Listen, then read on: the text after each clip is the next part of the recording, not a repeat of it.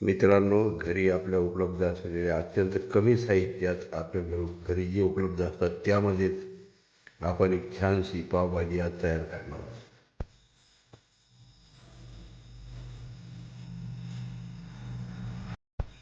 नमस्कार मित्र हो, आपण आज बनवत आहोत पावभाजी.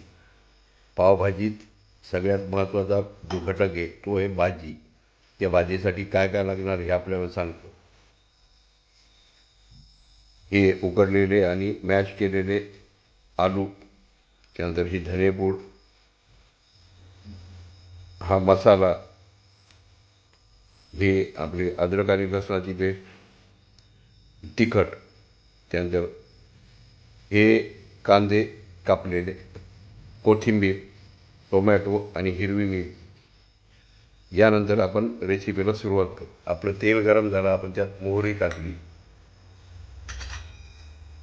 त्यानंतर जिरे,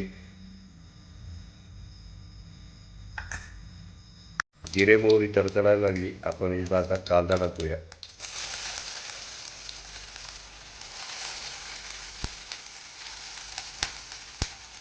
त्यात हिरवी मिरची सुद्धा टाकलेली आहे. कांदा चांगला गरम झाला की त्यात आपल्याला टोमॅटो टाकायचा आहे. कांदा थोडा लाल झाला की त्यात आपण लसूण अद्रकची पेस्ट टाकणार आहे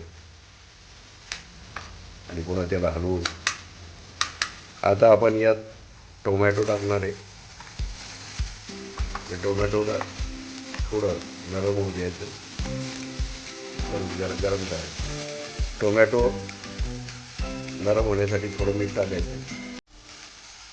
टोमॅटो चांगले नरम झाले की त्यात आपण थोडे मसाले टाकायचे. हळद, लाल तिखट, धने पावडर आणि थोडा मसाला.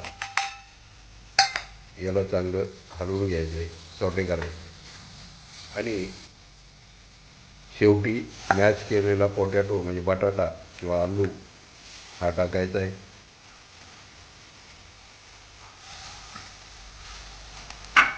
त्याला चांगलं मिक्स करून घ्यायचं आहे.